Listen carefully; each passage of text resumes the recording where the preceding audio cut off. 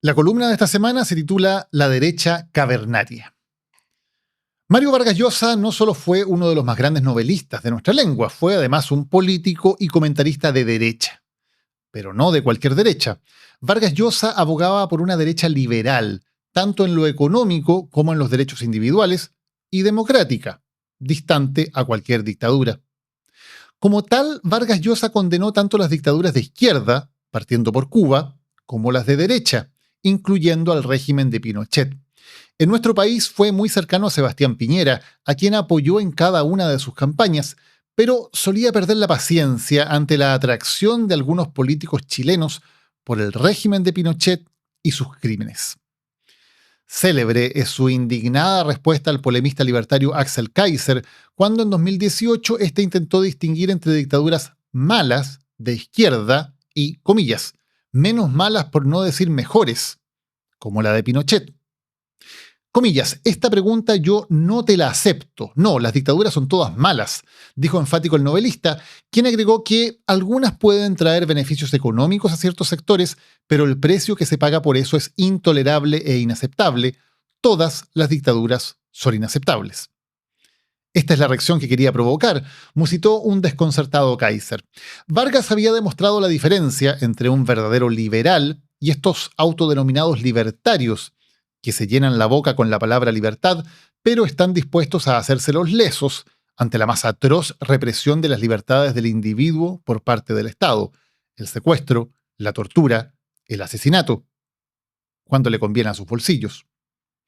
Un año antes, en 2017, a propósito de la oposición al aborto en 3 causales, el escritor había hablado contra la derecha cavernaria chilena, que, según decía, no es liberal y no entiende lo que son los derechos humanos.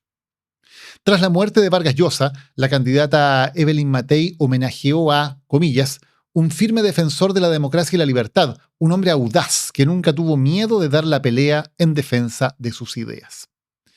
Sin embargo, poco después Matei afirmó que el golpe militar era necesario porque no había otra y que al principio, en 1973 y 74, era bien inevitable que hubiese muertos, porque estábamos en una guerra civil, pero que en 1978, en 1982 ya no. Hubo gente que hizo mucho daño, loquitos que se hicieron cargo y que nadie los frenó a tiempo. Con esas declaraciones Matei se instaló en el campo de esa derecha cavernaria que denunciaba Vargas Llosa, que es incapaz de defender siempre, sin excepciones ni notas al pie, los valores básicos de la libertad y la democracia. Y de paso traicionó el legado de Piñera, a quien Matei y Chile Vamos sacan a colación cada 5 minutos, mientras borran con el codo lo que el expresidente escribió con la mano, al condenar a la dictadura y sus cómplices pasivos. La tragedia que vivió Chile no era necesaria ni inevitable. Sí había otra. Lo creía el propio Augusto Pinochet, quien recién el 9 de septiembre, amenazado por Merino y Lee, aceptó a regañadientes sumarse a la conspiración golpista. Y ya desatado el horror, ¿cuántas de las 1.253 muertes de 1973 y 74 eran inevitables, según esta doctrina Matei? ¿Era inevitable torturar, asesinar y hacer desaparecer a 24 personas que se entregaron ese mismo día en La Moneda? ¿Era inevitable asesinar a los médicos Enrique París, George Klein y Héctor Pincheira, al sociólogo Claudio Jimeno, al economista Jaime Barrios y al intendente Enrique Huerta? ¿Era inevitable torturar y asesinar al cantante Víctor Jara? ¿Era inevitable secuestrar y desaparecer al sacerdote Antonio Guidó? ¿Era inevitable secuestrar y torturar al general Alberto Bachelet? ¿Era inevitable ejecutar al director de orquesta Jorge Peñaján? ¿Era inevitable asesinar al periodista estadounidense Charles Horman? ¿Era inevitable torturar y ejecutar a Litre Quiroga? ¿Era inevitable enviar un comando a Buenos Aires para asesinar al antecesor de Pinochet, el general Carlos Prats, y a su esposa Sofía Cuthbert? ¿Era inevitable secuestrar y torturar al exministro José Toá? Matei justifica su frase diciendo que estábamos en guerra civil, lo que es falso. No hubo ninguna guerra civil. Lo que hubo fue una guerra contra los civiles, una matanza ejecutada por agentes del Estado contra personas indefensas. Miles de víctimas fueron secuestradas, vejadas y asesinadas sin que pudieran oponer resistencia. ¿O acaso era inevitable llenar al país de centros de tortura, Era inevitable desatar el horror sádico, las descargas eléctricas, las violaciones contra hombres y mujeres. Era inevitable matar al estudiante de 14 años Luis Retamal dentro de su propia casa. Era inevitable hacer desaparecer al contador Guillermo Arenas y el dirigente sindical Iván Miranda. Era inevitable asesinar al instalador sanitario Benito Torres, al reportero gráfico Hugo Araya, al chofer Drago Goyanovich y a la funcionaria universitaria Marta Vallejo. Lo último es responsabilizar a los loquitos por los crímenes posteriores. De nuevo, eso es falso.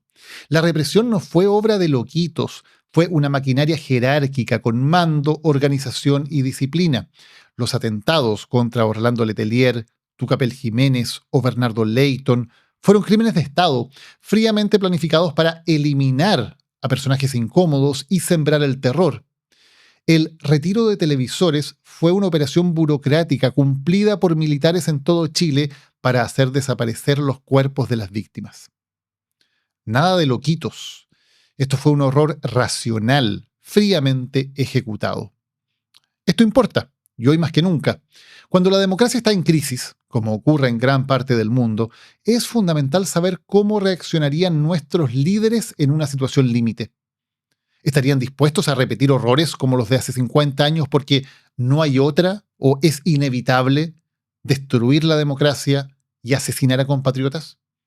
¿O, por profunda que sea la crisis, cerrarían la puerta a cualquier salida violenta, enfatizando que los golpes, las dictaduras y los crímenes no son nunca opciones válidas? Sabemos lo que piensa la derecha paleolítica de Kast, que celebra el golpe, y la derecha jurásica de Kaiser, que llega al extremo miserable de aseverar que están bien fusilados los asesinados en Pisagua. Pero se esperaría otra cosa de Evelyn Matei y de Chile Vamos, que se proclaman herederos del legado de Piñera y admiradores de los ideales de Vargas Llosa. Dirigentes de Evópoli lo han hecho, reafirmando su compromiso con la democracia. Es de esperar que otros en la derecha lo sigan, porque Chile no merece tener, en 2025, una derecha que aún se refugie en las cavernas del autoritarismo.